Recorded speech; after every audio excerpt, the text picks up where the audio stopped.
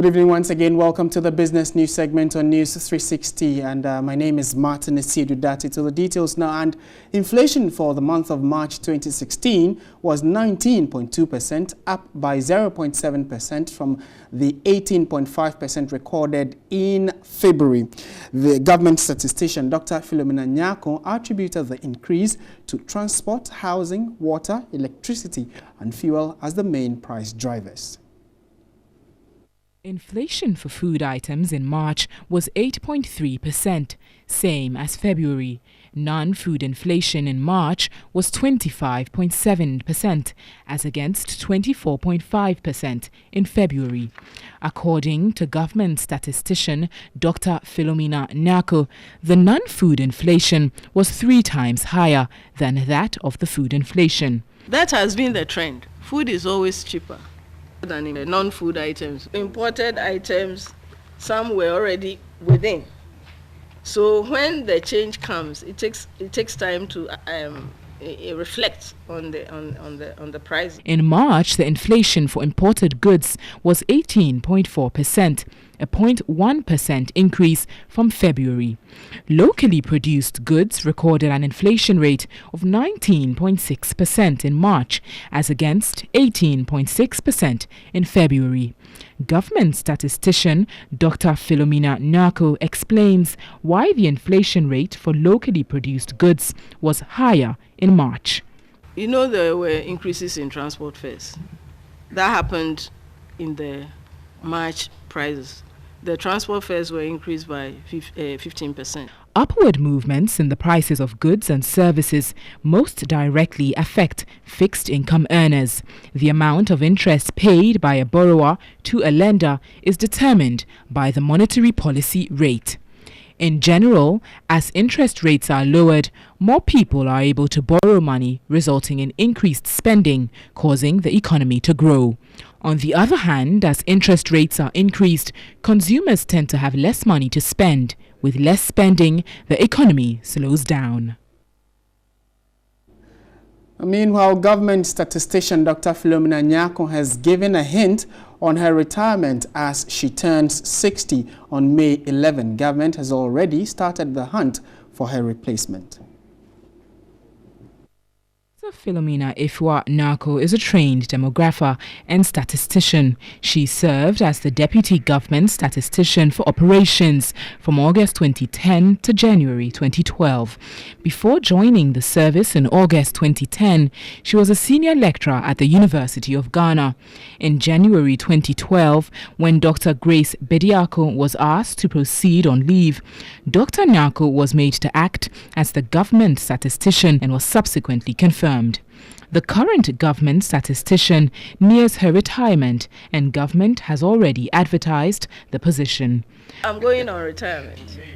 May 11th. That's a government rule. It's a public service. If you are in the public service, when you are 60 years, you have to leave.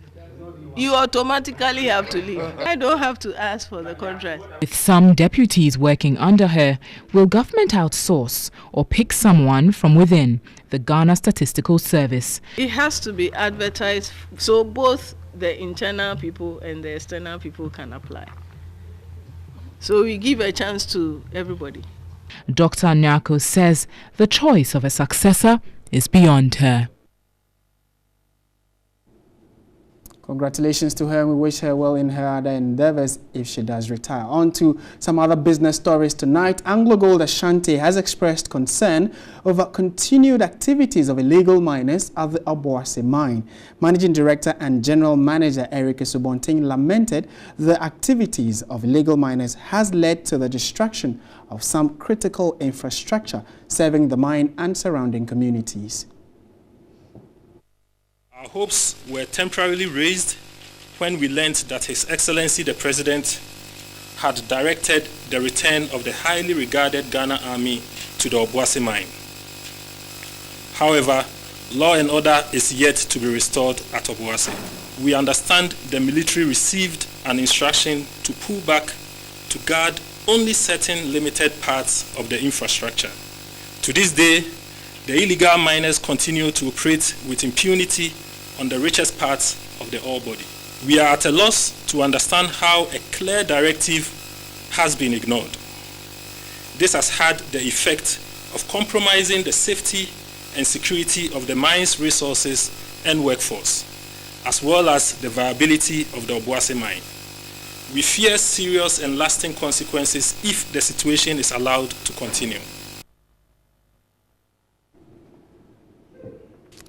On to some other business stories this evening. The National Poultry Farmers Association want key challenges in the industry, including access to credit and fair competition from importers and revitalization of the broiler project addressed. Interacting with the officials from the Parliamentary Select Committee on Agric and Cocoa Affairs, members were of the view that the ban on the implementation of the day-old chicks is needless since Ghana receives its poultry supplies from countries outside the continent. The Ministry of Food and Agriculture announced the ban on importation of day-old chicks and other poultry products from neighboring countries to avert a possible outbreak of avian influenza, which is prevalent in some neighboring countries. The ban forms part of surveillance to avert a cross-border transmission of the disease. Interacting with the officials from the Parliamentary Select Committee on Agric and Cocoa Affairs, members of the Poultry Farmers Association rather want other challenges in the local industry addressed. The Customs Division of the Ghana Revenue Authority, GRA, says it is still in discussions with the Ghana Union of Traders Association, GUTA, and other stakeholders to address their concerns on the implementation of the ECOWAS Common External Tariff. At a forum to educate members of the Accra Chamber of Commerce and Industry, the Ghana Revenue Authority said business leaders should leverage on the initiative to expand their operations. Members of GUTA and other trade unions embarked on strike to demand the suspension of the new tax regime. The Common External Tariff is one of the instruments for harmonizing ECOWAS member states and strengthening its common market.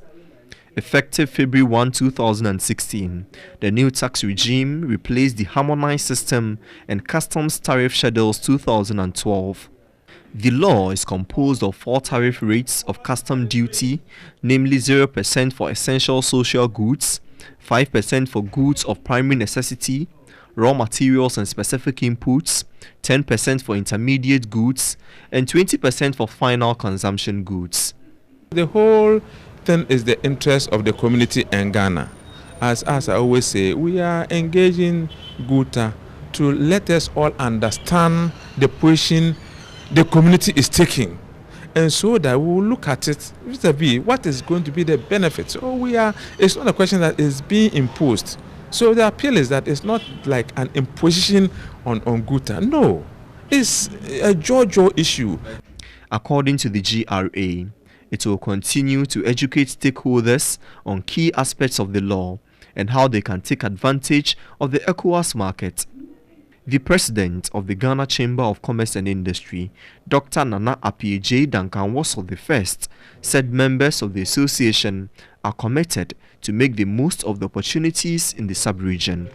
The world has become a global village, and especially within the sub-region, we are about 27.5 million people in Ghana. If you want to do any serious and viable business, you need to, just extend it to the rest of West Africa, which has a population of about 350 million. That's it for Business News on News 360. My name is Martin Nasidu. That is